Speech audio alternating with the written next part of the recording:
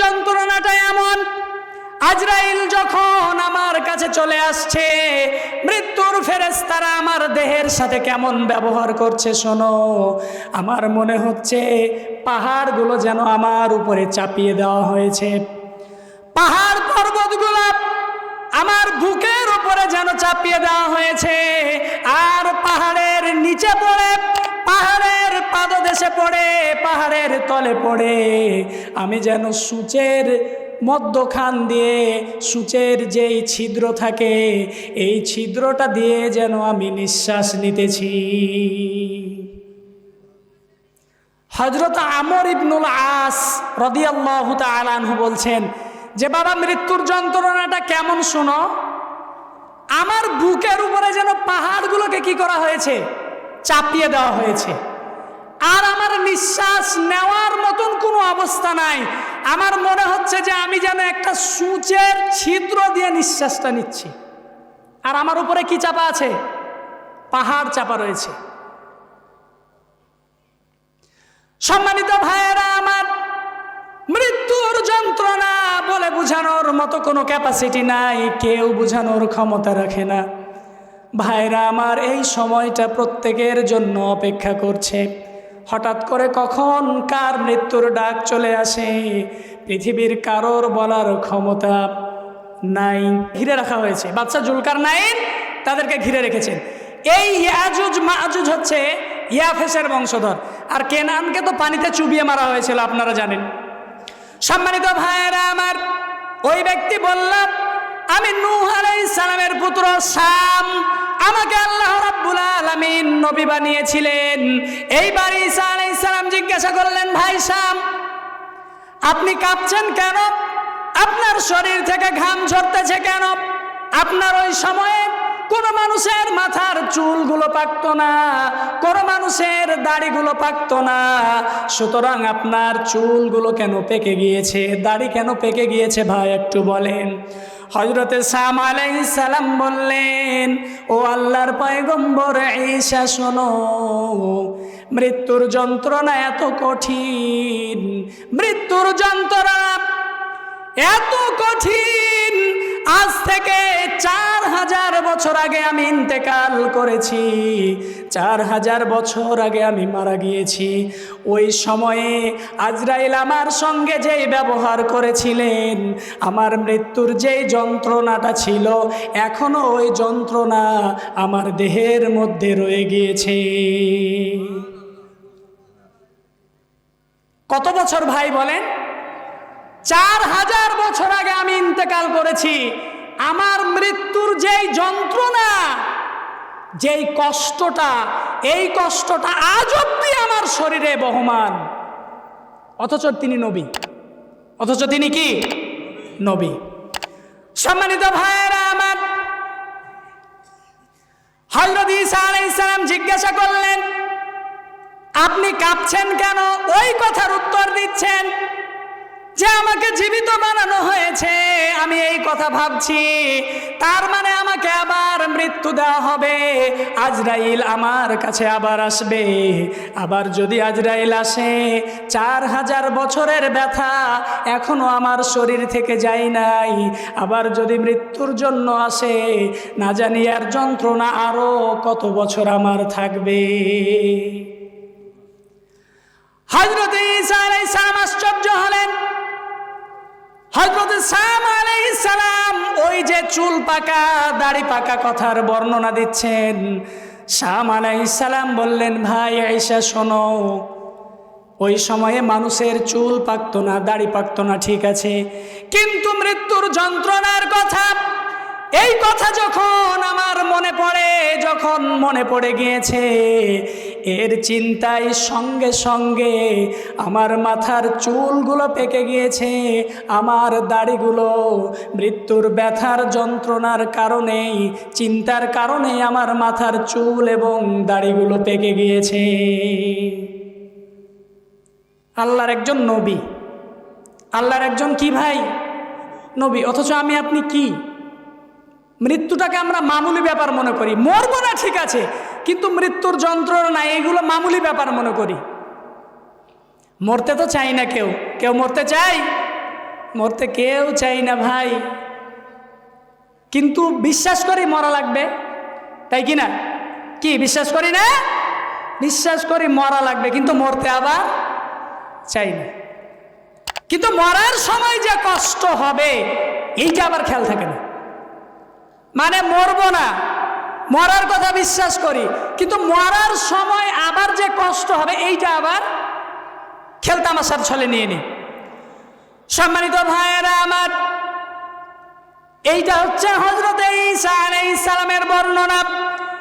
এইবার আসেন আল্লাহ রাব্বুল আলামিন মৃত্যুর যন্ত্রণা সম্পর্কে পবিত্র কোরআনুল কারীমের 19 নম্বর সূরা কফের 19 নম্বর আয়াতের মধ্যে আল্লাহ রাব্বুল আলামিন বলেন, ওয়াজাআত সাকারাতুল মাউতি বিল হক যালিকা মা কুনতা মিনহু তাহিদ। স্বয়ং আল্লাহ রাব্বুল আলামিন বলছেন, ওয়াজাআত সাকারাতুল মাউত, নিশ্চয় মৃত্যুর যন্ত্রণা সত্য। কে বলছেন এই কথা? কে বলছেন বলেন? এর চাইতে অথেন্টিক্যাল দলিল, এর চাইতে নির্ভরযোগ্য দলিল আর কিছু আছে ভাই? চিল্লায় বলেন, আর কিছু আছে? তাহলে কে বলছেন এই কথা? আল্লাহ তাআলা বলছেন যে নিশ্চয় মৃত্যুর যন্ত্রণাটা সত্য। তাহলে কে কি বললো এইটা দেখার আর কোনো টাইম আছে কি? আছে? আছে? তাহলে আমি আপনার এই কথা কি ভাবার আর চিন্তা আছে যে মরার সময় এই যে চোখের আগা দিকে দেখছি যে একজন মানুষ আছে, থাকতে থাকতে নাই, অথবা অ্যাক্সিডেন্টে মারা গেল, কিন্তু যেই মানুষটা মারা গেছে ও মানুষটা জানে এর ব্যথাটা কি ছিল। কিন্তু আমি আপনি মনে করছি যে ওই 5 সেকেন্ডের ভিতরে বা 10 সেকেন্ডের ভিতরে বা 1 মিনিটের ভিতরে মানুষটা মারা গেছে, কিন্তু এর ভিতরেই তার সাথে যে হাড় ভাঙা ব্যবহার করা হয়েছে এটা আমি আপনি কি জানছি? এটা আমি আপনি জানছি? সম্মানিত ভাইয়েরা আমার, এইবার আসেন মৃত্যুর সময় যখন উপস্থিত হয়ে যায়, মানুষের অন্তিম সময় যখন ঘনিয়ে আসে, হযরত সাম আলাইহিস সালাম যেমন তার মৃত্যুর বর্ণনা দিলেন, অনুরূপভাবে পবিত্র কোরআনুল কারীমের আলোকে তাফসীর থেকে আরো বেশ কিছু বিষয় জানতে পারা যায়।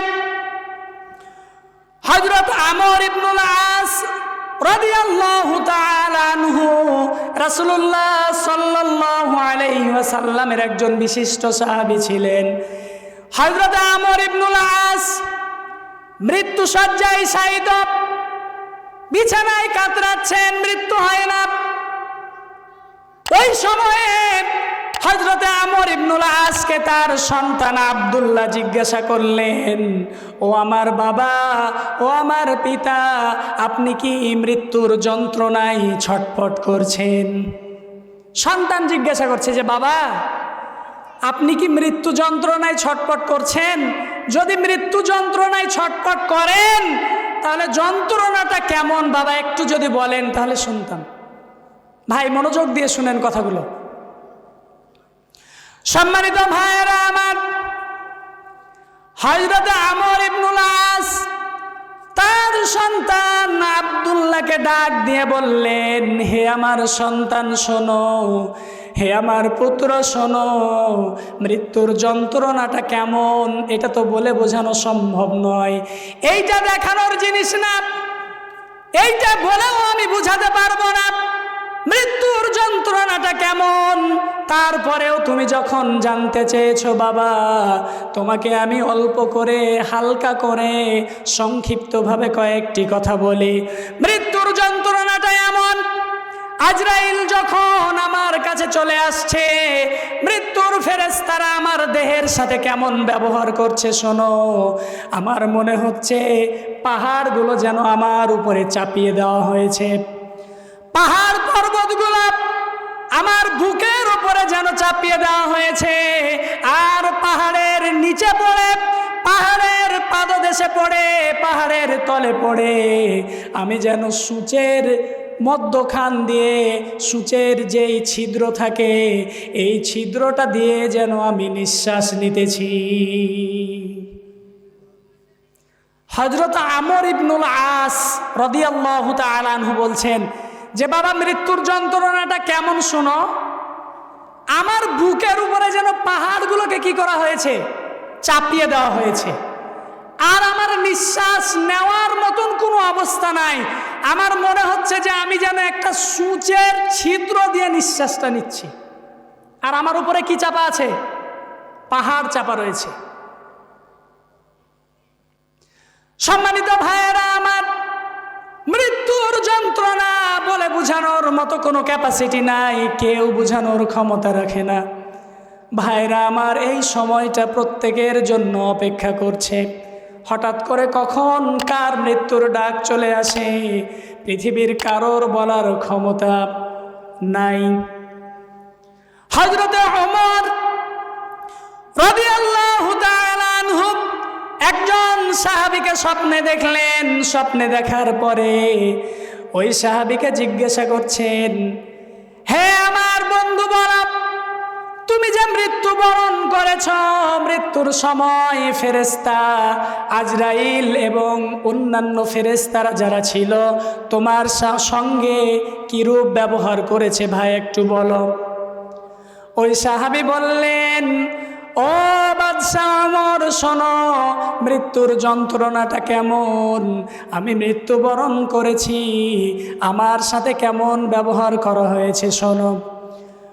ওই সাহাবী বললেন, মৃত্যুর সময় আমার রূহটাকে যখন বের করা হচ্ছিল, আমার মনে হচ্ছে যে কাঁটাযুক্ত গাছ দ্বারা আমাকে কেউ পেটাচ্ছে, কাঁটাযুক্ত ডাল দ্বারা কেউ আমাকে প্রহার করছে, আমাকে মারতে আছে, আর ওই ডালের প্রতিটি কাঁটা আমার প্রত্যেকটা দেহের রগের সাথে যেন বিঁধে গিয়েছে, আর ওই ডাল ধরে কেউ যেন টেনে ছিঁচড়ে ওই ডালকে বের করছে, আর আমার দেহের প্রত্যেকটা রগগুলো ওই কাঁটার সাথে বিঁধে বের হয়ে চলে আসছে।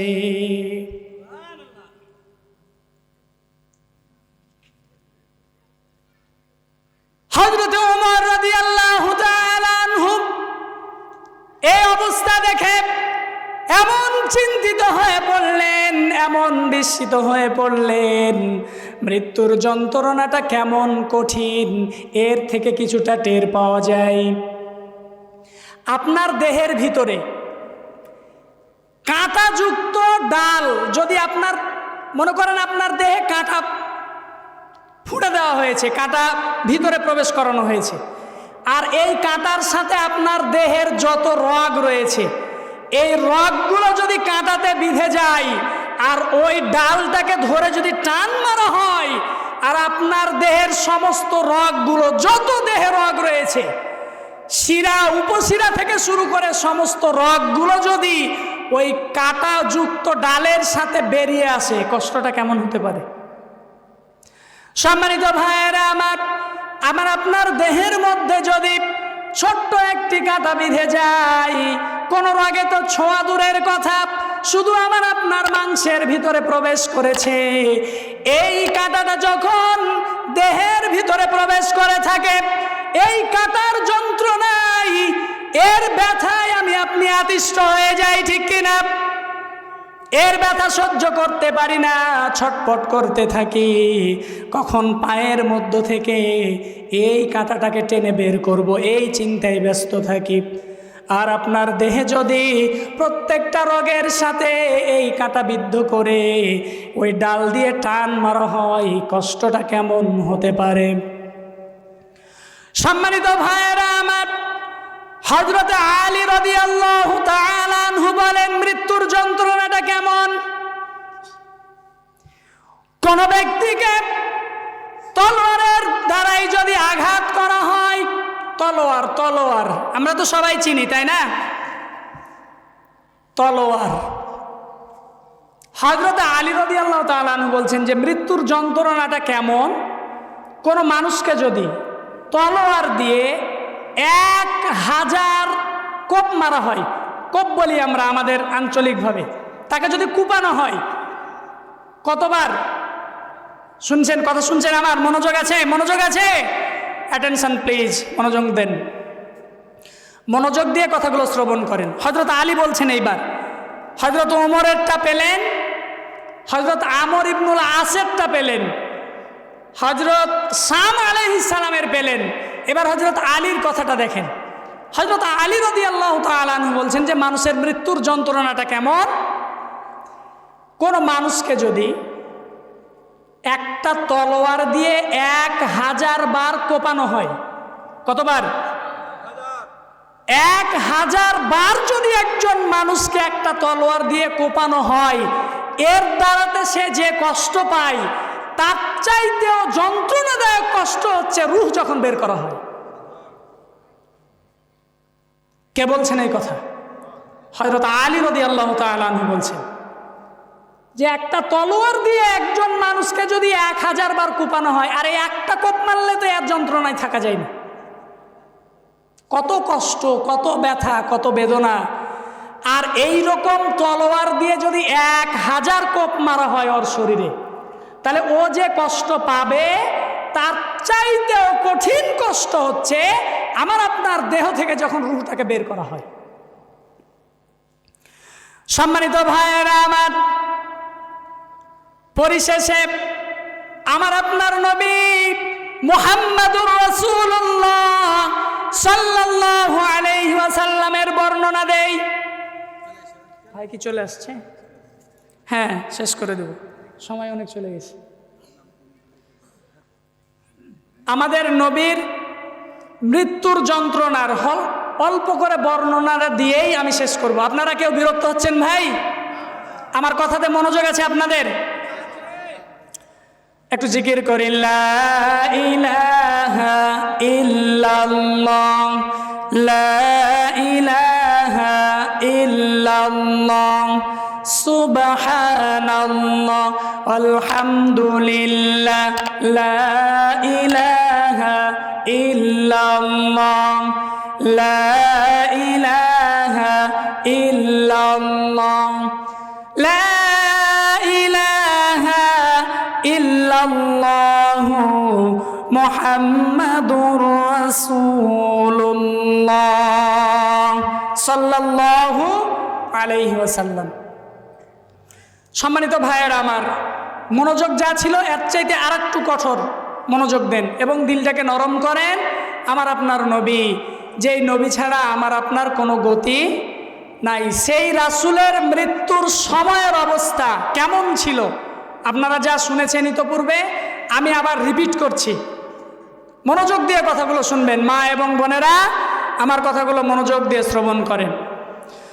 সম্মানিত ভাইয়েরা আমার, রাসূলুল্লাহ সাল্লাল্লাহু আলাইহি ওয়াসাল্লামের যখন অন্তিম সময় চলে এসেছে, মৃত্যুর সময় যখন চলে এসেছে, এই সময়ে হযরতে আম্মাজান আয়েশা রাদিয়াল্লাহু তাআলা আনহার বুকের উপরে মাথা দিয়ে রাসূল সাল্লাল্লাহু আলাইহি ওয়াসাল্লাম শুয়ে রয়েছেন। ও আচ্ছা, আমি সংক্ষিপ্ত করে বলছি। রাসূল সাল্লাল্লাহু আলাইহি ওয়াসাল্লামের মৃত্যুর সময় যখন আসলো, আম্মাজান আয়েশা রাদিয়াল্লাহু তাআলা আনহার বুকের উপরে মাথা রেখে রাসূল সাল্লাল্লাহু আলাইহি ওয়াসাল্লাম শুয়ে আছেন। মৃত্যুর যন্ত্রণা। রাসূল সাল্লাল্লাহু আলাইহি ওয়াসাল্লাম আম্মাজান আয়েশাকে বলছেন, হে আয়েশা, আমাকে একটা পানির পাত্র এনে দাও। এই পানির পাত্রে রাসূল সাল্লাল্লাহু আলাইহি ওয়াসাল্লাম পানি নিয়ে তার শরীরটাকে মুছছেন, তার শরীরে হাত মালিশ করছেন, আর রাসূল সাল্লাল্লাহু আলাইহি ওয়াসাল্লাম পড়ছেন, লা ইলাহা ইল্লাল্লাহ ইন্না লিল মাউতি সাকারাত। বলছেন, লা ইলাহা ইল্লাল্লাহ ইন্না লিল মাউতি সাকারাত, নিশ্চয় মৃত্যুর যন্ত্রণা, মৃত্যুর কষ্ট রয়েছে অনেক বেশি। রাসূল সাল্লাল্লাহু আলাইহি ওয়াসাল্লাম বলছেন এই কথা, বলছেন লা ইলাহা ইল্লাল্লাহ, আর বলছেন যে মৃত্যুর কষ্ট রয়েছে। তাহলে যেই রাসূল সাল্লাল্লাহু আলাইহি ওয়াসাল্লামকে তামাম মাখলুকাতের মধ্যে শ্রেষ্ঠ মানুষ হিসেবে পাঠানো হয়েছে, সেই মানুষ বলছে যে নিশ্চয় মৃত্যুর কি রয়েছে? কষ্ট রয়েছে। তাহলে ভাই আমি আপনি কি? কথাগুলো আমি একটু গুছিয়ে বলার চেষ্টা করতাম, তো যেহেতু সময় সংকীর্ণ, সময় সংক্ষিপ্ত, সময় শেষ। আজকের প্রধান মেহমান আমাদের চাঁপাইনবাবগঞ্জের গর্ব হযরত মাওলানা মোহাম্মদ ইয়াসিন আলী সাহেব, উনি উপস্থিত হয়েছেন। উনি কোরআনুল কারীম থেকে আপনাদেরকে মূল্যবান আলোচনা শোনাবেন। তা আমি আর কথা বাড়াচ্ছি না, আমি শুধু আপনাদেরকে বুঝাতে চাইলাম যে আমরা যারা এখানে উপস্থিত রয়েছি আমাদের প্রত্যেককেই মৃত্যুবরণ করা লাগবে এবং মৃত্যুর যন্ত্রণা রয়েছে, কষ্ট রয়েছে। আল্লাহ রাব্বুল আলামিন আমাদের সবাইকে যেন ঈমানি মৃত্যু দান করেন। সকলে পড়ছি আল্লাহুম্মা আমিন।